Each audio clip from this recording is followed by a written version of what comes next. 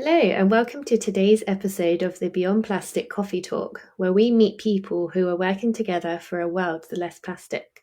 I'm Katie Holloway, the founder of Cocoon Communications, and I'm supporting the Beyond Plastic platform for PR and marketing. And I am Ulrich Kreminski, the founder of Beyond Plastic. Today, we are sitting at our virtual coffee table with Sabina Maximova, who was a joint gold winner at this year's Beyond Plastic Award with the initiative Choose the Reusable Cup. Sabina, thank you for joining us today. Hello, thank you for inviting me. Hi Sabina, it's great to meet you. So of course, this is the Beyond Plastic Coffee Talk. So do you have a cup of coffee or another drink in front of you? Yes, of course I do. Actually, it's a cup of tea in my favorite cup, the cup that won the gold award in Beyond Plastic competition. Very good. I would have asked as well if you're using a reusable cup. Of course you do. So let's begin. Please, could you tell us about yourself, Sabina, who you are and what you do? Well, I'm a 39-year-old mom of two kids. I have two daughters, 6 and 8 years old. Professionally, I'm a marketing manager, and in the last 15 years, I have gathered a lot of experience managing different projects in different industries. In terms of my citizenship and my personal convictions, I am a convinced ecology freak, so to say. I'm very much concerned as a person about the future of the planet. When I was a kid, there is a Bulgarian saying, when something bad happens, people tell you, don't worry, it's not the end of the world. And now, being a grown up, I see that there are things that are changing our world forever. And I really want to turn the tide on all these negative changes and to do something good about the environment and my children and everybody else's and the future generations. Great. So I feel like you've already answered my next question, how you got into sustainability, and was it something that happened recently? Well, I have always been interested in this. When I was a child, I used to clean up the local gardens when I see garbage on the ground. But something very special happened to me after I became a mom. So motherhood was the turning point for me when I decided to do something very special about my green life and the environment. When my first kid got into the kindergarten, there was a special meeting for all the parents. We were asked to bring huge amounts of single-use plastic cups. And then I asked why. And they said, well, kids need to drink water from something. And then I said, okay, are there no other types of cups? And the answer was, well, there are very strict hygiene requirements. And this is why we need a lot of single-use plastic cups. And then I said, there must be some kind of solution. When I became a mom and I started feeding my child had a lot of allergies. And I started investigating, why is this? I'm living such a healthy life. I'm a fan of a healthy lifestyle. And despite all my efforts, my kid has a lot of allergies. What is happening? And then I learned that in the human body, including in the breast milk, there are over 200 substances that are not typical for the human body, external substances, artificial substances. And then I came across the issue with the plastic pollution, and that in the plastic there are over 12,000 different artificial compounds that are getting into human body. And I did everything possible to convince all the parents that using single-use plastic is not a hygienic alternative. It is not good for our health now and in the long run. So this is a very turning point in my decision to engage in a long-lasting project about plastic prevention. Very well. So you started doing your own research and then you started to take action and convince others in your environment. Yes. Was it hard to convince the other parents in the kindergarten? It's actually a bad propaganda among the population. that single-use plastic is highly hygienic. And this is such a false idea. Now, in the situation of COVID-19, things are getting worse because this propaganda is gaining strength.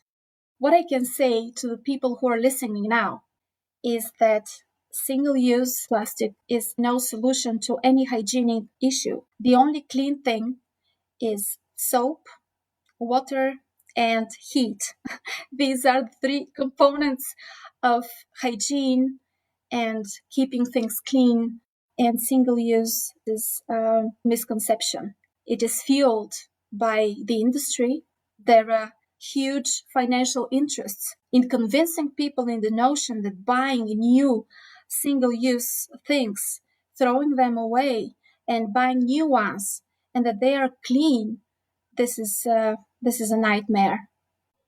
I agree absolutely. And I think now many companies already manufacturing plastic see this even more as an opportunity to market more single-use plastic because they label it as hygienic. So it's a great story what you have done in your kindergarten where your children are going. Did you have a chance to widen this initiative out into other kindergartens? Fortunately, yes. When this project started, I managed to convince the parents in my group.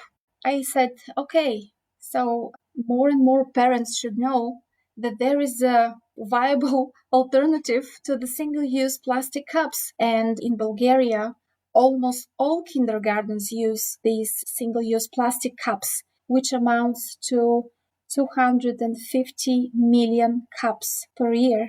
This is just the kids between the years of 3 and 7.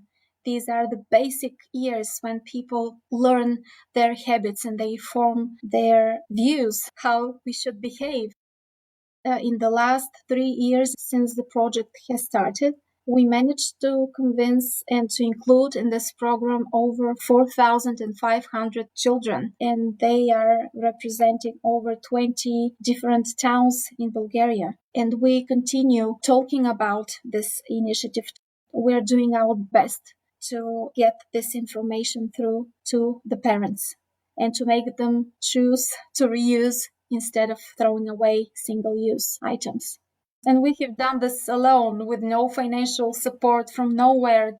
The fuel of this project is this incentive, this motivation, this love for children, the love for nature, and that there is such an easy solution to problems like plastic pollution.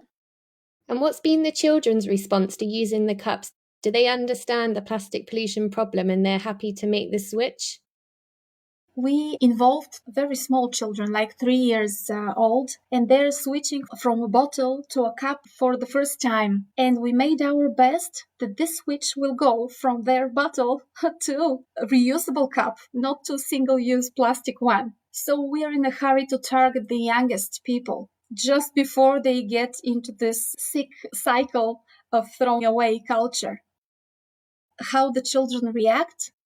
They love their cups. This is what I can say.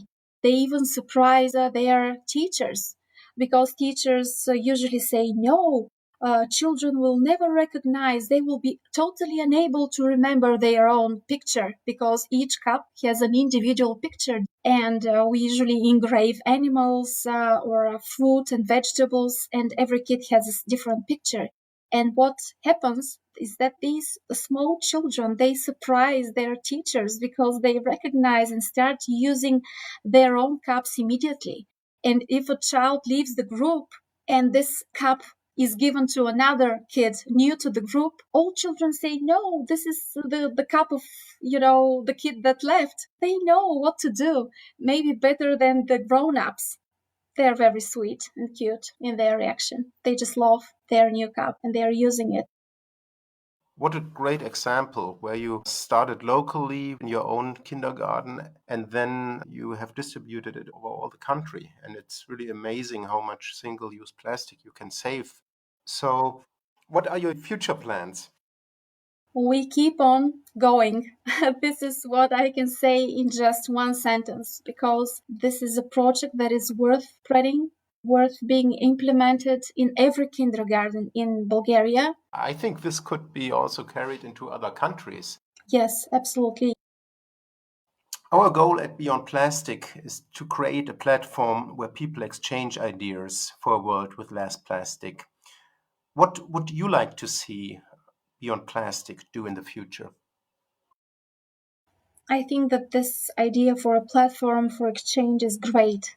One of the best things I like about Beyond Plastic is that I was able to get to know many projects around the world. And this is something that creates an opportunity for partnerships, something that creates the opportunity to get together and to get stronger. So keep on going. Thank you very much. We would like to talk with you longer, of course, but this is the Beyond Plastic Coffee Talk, which is limited time-wise to one coffee. So our time is over. I like so much the mission you have. So keep on going. We wish you all the best for the future. Thank you, Sabina. Thank you for inviting me. It was great having a talk with you. Bye-bye. Thank you to everybody for listening. You can find the transcript of our coffee talk at www.beyondplastic.net. Please also subscribe to our newsletter and follow us on social media at Beyond Plastic. It's great to have you on board on our journey for a world with less plastic, and we'll see you again very soon.